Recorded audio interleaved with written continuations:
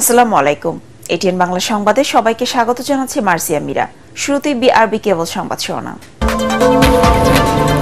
পাচার করা অর্থ ফিরিয়ে আনতেই বাজেটে কালো টাকা সাদা করার সুযোগ দেওয়া হচ্ছে ৬ দফা দিবসের আলোচনা সভায় প্রধানমন্ত্রী।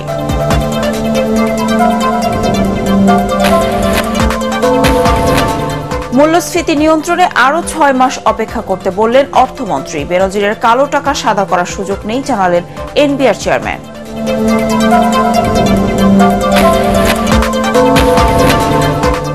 প্রস্তাবিত বাজেটে দুর্নীতিকে প্রশ্রয় দেয়া হলো বলেছে সিপিডি। শুল্ক ও কর প্রত্যাহারের পরও অনেক পণ্যের দাম কমে না, অভিযোগ ভোক্তাদের। এবং দেশের আকাশে জিলহজ মাসের চাঁদ দেখা গেছে। ১৭ জুন পবিত্র ঈদুল আজহা।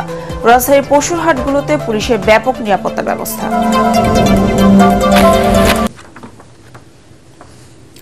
শুনছিলেন বিআরবি কেবল সংবাদ শিরোনাম, এবার বিস্তারিত। বিদেশে পাচার করা টাকা দেশে ফিরিয়ে আনতে কালো টাকা সাদা করার সুযোগ দেয়া হচ্ছে বলে জানিয়েছেন প্রধানমন্ত্রী শেখ হাসিনা। ঐতিহাসিক ৬ দফা দিবস উপলক্ষে রাজধানীতে আওয়ামী লীগের আলোচনা সভায় তিনি বলেন, বিশ্ব পরিস্থিতি, মূল্যস্ফীতি সহ সার্বিক বিষয় বিবেচনা করে এবারের বাজেট অনেক পরিকল্পনা করে দেয়া হয়েছে। বিস্তারিত জানাচ্ছেন সৈয়দ রিয়াজ। এই যে দীর্ঘদিনের যে বঞ্চনা, এই বঞ্চনার বিরুদ্ধে প্রতিবাদ কিন্তু জাতির পিতা বঙ্গবন্ধু শেখ মুজিব করেছিলেন। শুরুতেই ১৯৬৬ সালে তৎকালীন পূর্ব পাকিস্তানের জনগণের পাওয়া না পাওয়ার দুঃখ দশা তুলে ধরেন প্রধানমন্ত্রী। বলেন, বাঙালির প্রতিটি দাবি বুকের তাজা রক্ত দিয়ে আদায় করতে হয়েছে। আমাদের কিছু কিছু নামি দামি হোমলাচমরা নেতারা ছিলেন, তারা কখনো এই বঞ্চনার কথা বলতো না। তারা শুধু তাদের কিভাবে ক্ষমতায় থাকবে, ক্ষমতায় যাবে, ওই তেল মারতেই ব্যস্ত থাকতো। স্বাধীনতা উত্তরকালে ৭৫-এ সপরিবারে বঙ্গবন্ধুকে হত্যার বিষয়টি উত্থাপন করে সরকার প্রধান বলেন, আওয়ামী লীগ ছাড়া বাংলাদেশের রাষ্ট্র ক্ষমতায় ২৯ বছর যারা ছিল তারা মানব কল্যাণে কোনো কাজ করেনি। সেই ৭৫-এর পর যারা ক্ষমতা এসেছে অবৈধভাবে সংবিধান লঙ্ঘন করে, জিয়াউর রহমান, এরশাদ, খালেদা জিয়া প্লাস তত্ত্বাবধায়ক সরকার, এই ২৯ বছরে বাংলাদেশের মানুষের ভাগ্যের পরিবর্তন বা বাংলাদেশটার অবকাঠামোগত উন্নয়ন কোনোটাই কিন্তু কেউ করতে পারে নাই। আজকের বাংলাদেশ, অত এটুকু বলতে পারি, আওয়ামী লীগ ক্ষমতা আসার পর জাতির পিতার আদর্শ নিয়ে আমরা কাজ করেছি বলেই আজ বাংলাদেশ কিন্তু এগিয়ে যাচ্ছে। গ্রাম পর্যায় পর্যন্ত মানুষের আর্থিক সচ্ছলতা দেখা দিয়েছে। এ সময় তিনি কথা বলেন জাতীয় বাজেট নিয়ে। প্রস্তাবিত বাজেটে মানুষের মৌলিক চাহিদা সহ সার্বিক উন্নয়নের বিষয়টি গুরুত্ব দেয়া হয়েছে। শুধু কালো টাকা না, জিনিসের দাম বেড়েছে। এখন ১ কাঠা জমি যার সেই কোটিপতি, কিন্তু সরকারি যে হিসেব, সেই হিসেবে কেউ বেচে না। একটু বেশি দামে কাছে কিছু টাকা উদ্বৃত্ত হয়, কিন্তু এই টাকাটা তারা গুজে রাখে। তা গুজে যাতে না রাখে, সামান্য একটু কিছু দিয়ে টাকাটা আসলে পথে আসুক। এটা আসলে আগেও হয়েছে। বিশ্ব পরিস্থিতি মাথায় রেখেই কিন্তু আমাদেরকে পরিকল্পনা নিয়ে চলতে হবে। কাজে আমাদের দেশে যারা যে কিছু ভালো লাগে না গ্রুপ আছে, তাদের ভালো না লাগাই থাক, ওগুলি কান দেওয়ার দরকার নাই। বিভিন্ন সময়ের সুবিধাবাদীদের প্রশ্রয় দেওয়ার কোনো ইচ্ছা আওয়ামী লীগের নেই জানিয়ে শেখ হাসিনা বলেন, সাধারণ মানুষের যাতে কষ্ট না হয় বর্তমান সরকার সেই লক্ষ্যে কাজ করে যাচ্ছে। মানুষের আস্থা, বিশ্বাস, এটাই হচ্ছে আমাদের একমাত্র শক্তি। আর সেই শক্তি নিয়ে মানুষের কল্যাণেই আমরা কাজ করে যাব। সৈয়দ রিয়াজ, এটিএন বাংলা, ঢাকা। এতে কোনো সন্দেহ নাই।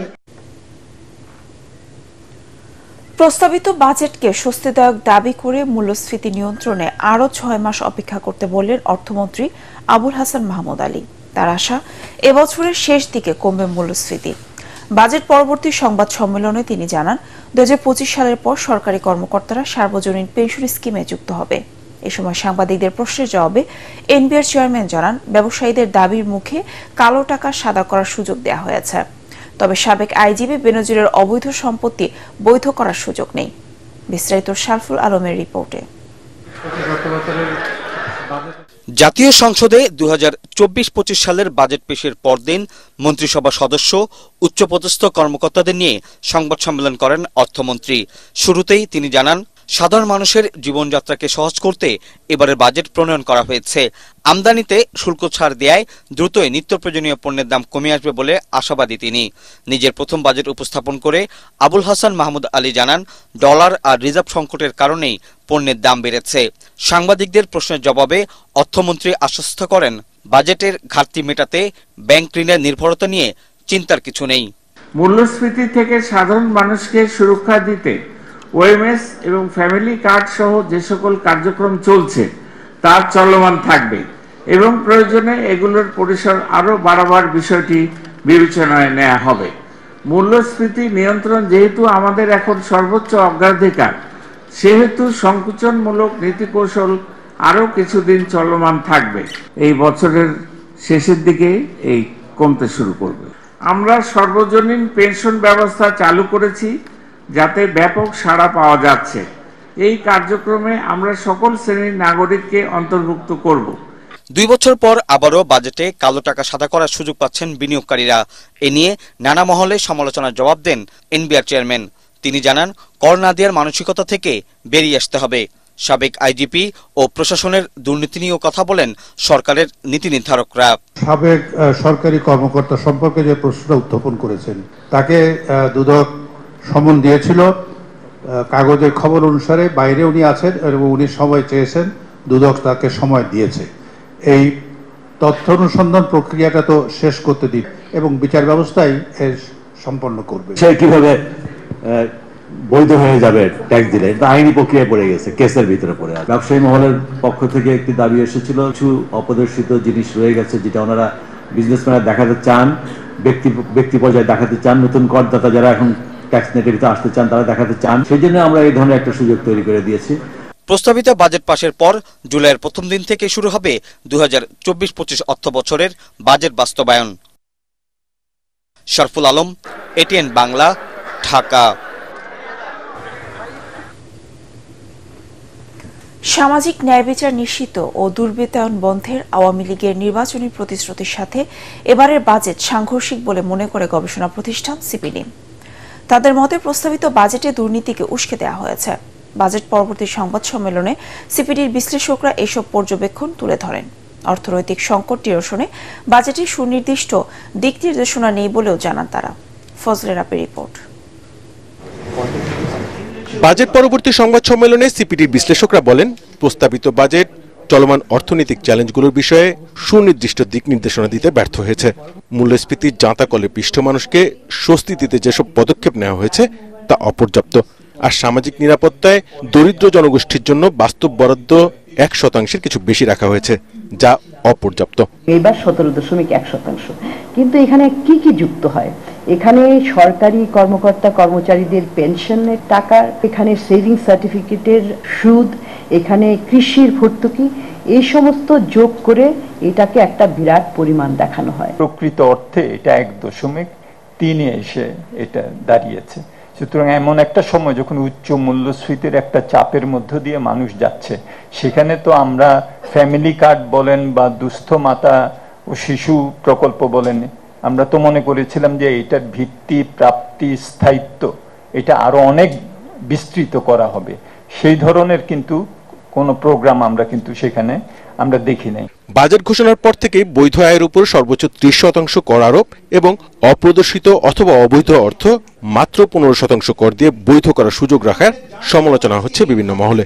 এই সমালোচনা আসে সিপিডির পক্ষ থেকেও। ঋণ খেলাপি থেকে শুরু করে দেশের থেকে টাকা পাচার থেকে শুরু করে এই যে বড় ধরনের একটা দুষ্ট চক্র বাংলাদেশে সৃষ্টি হয়েছে, এই দুষ্ট চক্রকে কি আমরা মাথায় হাত বুলিয়ে প্রতি বছর তাদেরকে কিছু সুবিধা দিয়ে এই টাকাটাকে আমরা অর্থনীতিতে নিয়ে আসব, এই রাস্তায় যাব, নাকি আমরা আওয়ামী লীগের ম্যানিফেস্টোর সেই যে দুর্বৃত্তায়নের বিরুদ্ধে যে জিহাদ সেটার দিকে যাব?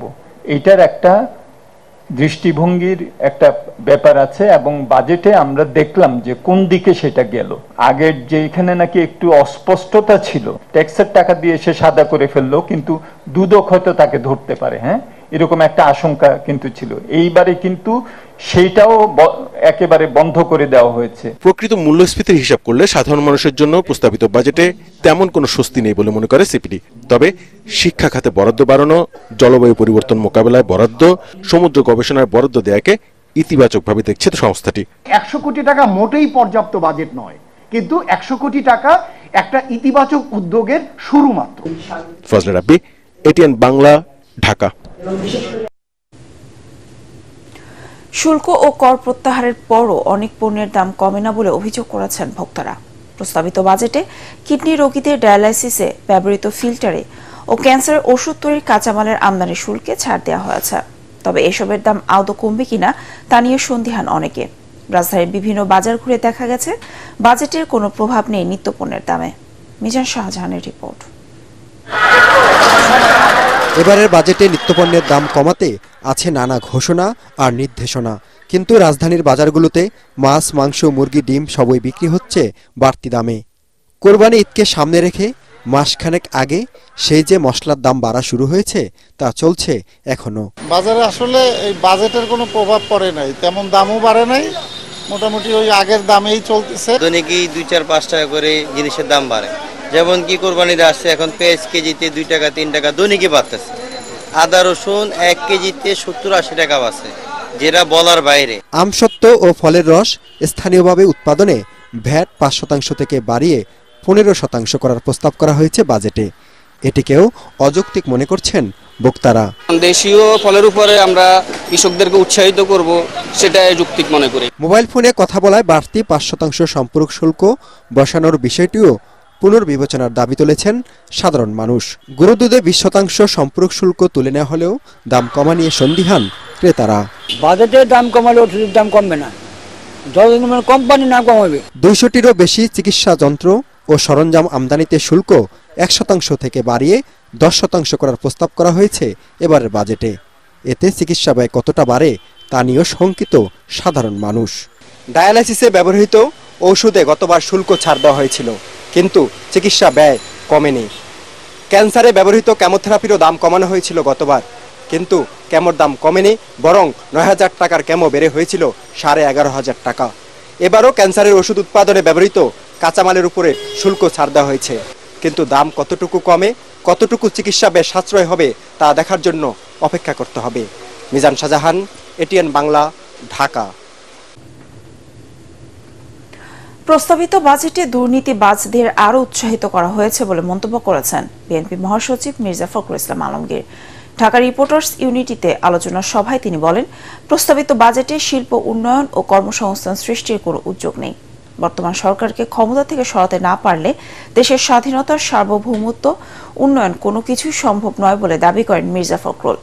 সরকার বাংলাদেশের সব প্রতিষ্ঠান ধ্বংস করে দিয়েছে অভিযোগ করে বিএনপি মহাসচিব বলেন, ভারতের জনগণ ভোট দেওয়ার সুযোগ পেয়েছে বলেই মোদির হিন্দুত্ববাদ প্রতিষ্ঠার প্রচেষ্টা রুখে দিয়েছে। এই বাজেট তো হচ্ছে আপনার কালো টাকার বাজেট। কালো টাকা কি করে সাদা করা যাবে তার বাজেট, কি করে দুর্নীতি আরো বেশি করে করা যাবে তার বাজেট। বেনজির বাজেট, বেনজির তো সব দিক দিয়ে। এখন বেনজির আমাদের পুলিশ অধিকর্তা ছিলেন, তিনিও যা ঘটিয়েছেন তাও বেনজির। এখন বাজেট হচ্ছে তাও বেনজির। সাবেক আর্মি চিফ ছিলেন, তিনি যে ঘটিয়েছেন সেটাও বেনজির। আমাদের সবকিছুই বেনজির। এখন মানুষকে জাগিয়ে তুলতে পারি এবং দানবকে উৎখাত করে সত্যিকার অর্থে জনগণের সরকার, জবাবদিহিতামূলক সরকার আমরা প্রতিষ্ঠা করতে পারি, এটাই হোক আমাদের লক্ষ্য। দেশের আকাশে পবিত্র জিলহজ মাসের চাঁদ দেখা গেছে, ফলে আগামী 17 জুন সোমবার উদযাপিত হবে পবিত্র ঈদ উল আজহা। ইসলামিক ফাউন্ডেশনের সভাকক্ষে জাতীয় চাঁদ দেখা কমিটির বৈঠক শেষে এ তথ্য জানান ধর্মমন্ত্রী ফরিদুল হক খান। তিনি জানান, শুক্রবার সন্ধ্যায় রংপুর বিভাগের পীরগাছায় জিলহজ মাসের চাঁদ দেখা গেছে। এদিকে সৌদি আরবে 7 জুন থেকে শুরু হয়েছে জিলহজ মাস। আগামী 15 জুন পবিত্র হজ এবং 16 জুন দেশটিতে পবিত্র ঈদ উল আজহা উদযাপিত হবে। রাজধানীর হাটগুলোতে কোরবানির পশু বেচাকেনা নির্বিঘ্ন করতে নিরাপত্তা ব্যবস্থা ঢেলে সাজাচ্ছে ঢাকা মেট্রোপলিটন পুলিশ ডিএমপি। সংবাদ সম্মেলনে ডিএমপি কমিশনার হাবিবুর রহমান জানান, প্রতারক চক্র ও ছিনতাই প্রতিরোধে পশু হাটগুলোতে পুলিশের অতিরিক্ত সদস্য মোতায়েন থাকবে। যেখানে সেখানে হাট বসালে ব্যবস্থা নেওয়ার হুঁশিয়ারি দেন তিনি। জিএম তসলিমের রিপোর্ট। পশুর হাটগুলোতে প্রতি বছর নানা অব্যবস্থাপনায় ভোগান্তিতে পড়েন ক্রেতারা। হাটের নির্ধারিত স্থান রেখে বেশিরভাগ ক্ষেত্রেই মূল সড়কে রাখা হয় গবাদি পশু, আর হাট জুড়ে প্রতারক, অজ্ঞান পার্টি ও ছিনতাইয়ের ঘটনা ঘটে প্রায়। এই সব কিছুই বিবেচনায় রেখে কোরবানির পশুর হাট জুড়ে নিরাপত্তা ব্যবস্থা ঢেলে সাজিয়েছে ঢাকা মহানগর পুলিশ ডিএমপি। পশুর হাট বসবে ঢাকা মেট্রোপলিটন এলাকায়। ডিএমপি মিডিয়া সেন্টারে সংবাদ সম্মেলনে জানানো হয়, মহানগরীর স্থায়ী 2টি ও অস্থায়ী 17টি হাটের নিরাপত্তার জন্য আলাদা আলাদা সমন্বয় কমিটি গঠন করা হয়েছে। সাদা পোশাকে গোয়েন্দা সহ পুলিশের একাধিক ইউনিট একযোগে কাজ করবে। যে সমস্ত হাটে গরু আসবে, আসার পথের নিরাপত্তা, হাটের যে স্থানে লেনদেন হবে, বেচাকেনা হবে সেখানকার নিরাপত্তা, এবং এরপরে বিকৃত টাকা নিয়ে যে গরুর মালিক তারা যে এখান থেকে চলে যাবেন সেটির নিরাপত্তা, এই সমস্ত বিষয় মিলে নিরাপত্তা পরিকল্পনাটি সাজানো হয়েছে। ডিএমপি কমিশনার হাবিবুর রহমান আরও জানান, অনুমোদনহীন হাটের তথ্য পেলে কঠোর ব্যবস্থা নেওয়া হবে। আমাদের পুলিশের প্রতি নির্দেশনা আছে, এই ধরনের যে কোনো ধরনের অপতৎপরতা রোধ করা হবে। যদি এখানে হয়ে থাকে তাহলে সেই সমস্ত গরুগুলো আমরা কিন্তু সিজ করে নেব, মানুষজন সহ। অজ্ঞান ও মলম পাটির খপ্পরে কেউ যাতে না পড়ে সেজন্য এবার সর্বোচ্চ সতর্ক অবস্থানে থাকবে পুলিশ। এদিকে রাজধানীর হাটগুলোতে চলছে শেষ মুহূর্তের প্রস্তুতি। GM Taslim, ATN Bangla, Dhaka. আওয়ামী লীগ সরকারের বাজেট লুটেরা বান্ধব বলে দাবি করেছেন গণ অধিকার পরিষদের একাংশের সভাপতি নুরুল হক নূর। দুর্নীতির অভিযোগে বেনজির আজিজকে গ্রেফতারের দাবিতে জাতীয় প্রেস ক্লাবের সামনে বিক্ষোভ সমাবেশে তিনি বলেন, এই বাজেট ঘুষ দুর্নীতিকে উৎসাহিত করবে। সহজ শর্তে কালো টাকা সাদা করার নীতির কঠোর সমালোচনা করে নূর বলেন, দুর্নীতিবাজদের স্বার্থ রক্ষা করায় সরকারের উদ্দেশ্য। মানুষকে বাঁচাতে গণ আন্দোলনের মাধ্যমে সরকারের পতন ঘটাতে হবে। এই সরকার চোরকে প্রোটেকশন দেওয়ার জন্য, অবৈধ লুটেরাদের সুযোগ দেওয়ার জন্য এই কালো টাকা সাদা করার নামে মাত্র 15% করে এটা সুযোগ দিয়েছে। এই বাজেট একটা লাইনে বললে আমরা বলতে পারি এই বাজেট ঘুষ দুর্নীতিকে উৎসাহিত করার সংবিধান বিরোধী বাজেট। শুরুতে টি-20 বিশ্বকাপ ক্রিকেটের খবর।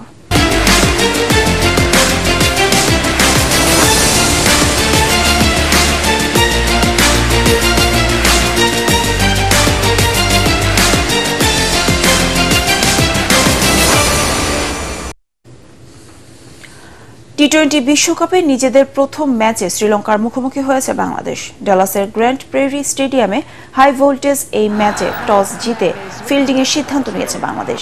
খেলার তৃতীয় ওভারে কুশল মেন্ডিসের উইকেট তুলে নেন চোট কাটিয়ে মাঠে ফেরা তাসকিন আহমেদ। শেষ খবর পাওয়া পর্যন্ত লঙ্কানদের সংগ্রহ 3 উইকেটে 75 রান। বাংলাদেশের একাদশে পেসার আছেন 3 জন। স্পিনের সাকিব আল হাসানের সঙ্গী রিশাদ হোসেন।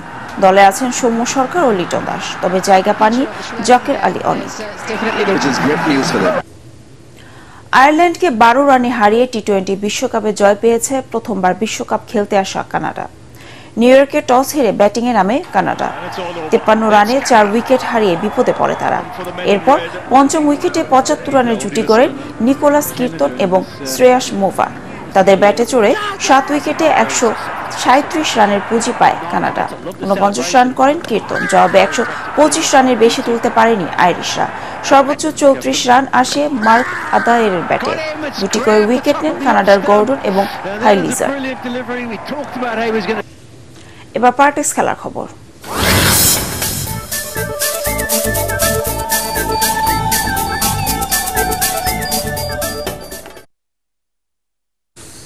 মেয়েদের ক্রিকেট লিগে দ্রুততম সেঞ্চুরির রেকর্ড গড়লেন আবাহনীর দিলারা আক্তার। তাতে ঢাকা প্রিমিয়ার ডিভিশন ক্রিকেট লিগে সর্বোচ্চ রানের রেকর্ড গড়েছে মতিঝিল পাড়ার ক্লাবটি। বিকেএসপির 4 নম্বর মাঠে জাভিদ আহসান সোহেল ক্রিকেট ক্লাবের বিপক্ষে আবাহনীর ওপেনার দিলার সেঞ্চুরি তুলে নেন মাত্র 53 বলে। আগের রেকর্ডটি ছিল মোহামেডানের জেসি আক্তারের 66 বলে। ইনিংসে দিলারা মারেন 13-4, 8-6, 5 ছক্কা। এতে 50 ওভারে 6 উইকেটে 406 রান তোলে আবাহনী। এই রান তাড়া করতে নেমে মাত্র 36 রানে গুটিয়ে যায় জাভিদ আহসানের ক্রিকেট ক্লাব। তাতে 368 রানে ম্যাচ জিতে জাহানারার দল। এটাও মেয়েদের ক্রিকেট বাংলাদেশের সর্বোচ্চ ব্যবধানে জয়ের রেকর্ড। শেষ করার আগে বিআরবি কেবল সংবাদ শিরোনাম আরেকবার। পাচার করা অর্থ ফিরিয়ে আনতে বাজেটে কালো টাকা সাদা করার সুযোগ দেওয়া হচ্ছে। 6 দফা দিবসের আলোচনা সভায় প্রধানমন্ত্রী।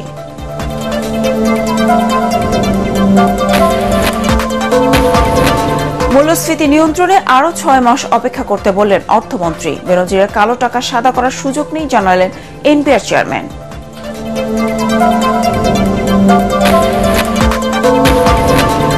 প্রস্তাবিত বাজেটে দুর্নীতিকে প্রশ্রয় দেওয়া হয়েছে বলে জানিয়েছেন সিপিডি। শুল্ক ও কর প্রত্যাহারের পরও অনেক পণ্যের দাম কমে না, অভিযোগ ভোক্তাদের। এবং দেশের আকাশে জিলহজ মাসের চাঁদ দেখা গেছে। 17 জুন পবিত্র ঈদুল আজহা। রাজশাহীর পশুর হাটগুলোতে পুলিশের ব্যাপক নিরাপত্তা ব্যবস্থা।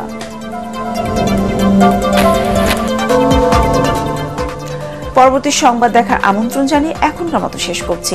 এটিএন বাংলা সংবাদ ইউটিউবে দেখতে ব্রাউজ করুন youtube/ATN Bangladesh। ধন্যবাদ সবাইকে।